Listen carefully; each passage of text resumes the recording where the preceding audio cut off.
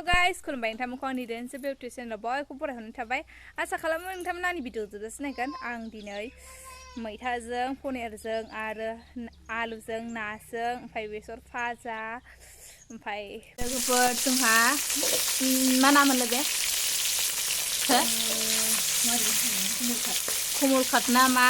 बेखौ फ्राय एवगोरनोसै आलुजों संनो नागिरदों लोगोफोर नै लोगोफोर नैबाव बेसर फाजा एवबाय एवना दोनखाबाय बेखौहाय लोगोफोर पनिरजों मैथाजों आराम एवबाय नैबे बेसर फाजा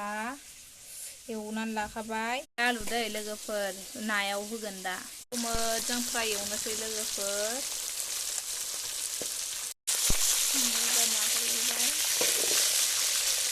लोगोफोर नैबाव आलु एवबावदों बेखौ आराम एवबायनो आलु गोरलै आरो जाफैदा मा लायखो बियो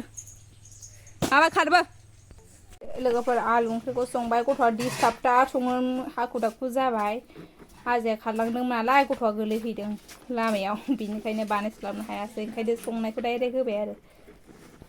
नै लोगोफोर आं ओंखामखौ जानोसैयानो बेजोंनो जाबाय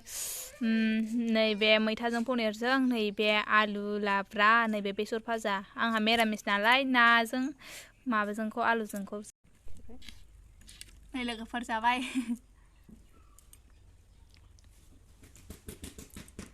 लोगोफोर आं दा ओंखाम जाखांनानैहाय ओरैहाय फैबाय आरोना ना सारनाय नायनो होननानै ना सारनायखौ नायनोसै लोगोफोर मोनदों ना मादों होनदों मोनगोन ना मोनाथाय बिथिंसो लामायाबो नोगोद लोगोफोर बैयावनो ना सारनाया ना सारगासिनो दं बैयावहाय लोगोफोर दिनैनि भिडिअआ बेखिनियाव जोब्बाय नोंथांमोना नायनानै लाइक शेयार कमेन्ट साबस्क्राइब खालामना होबानो जाबाय गोजोननाय थाबाय बाय बाय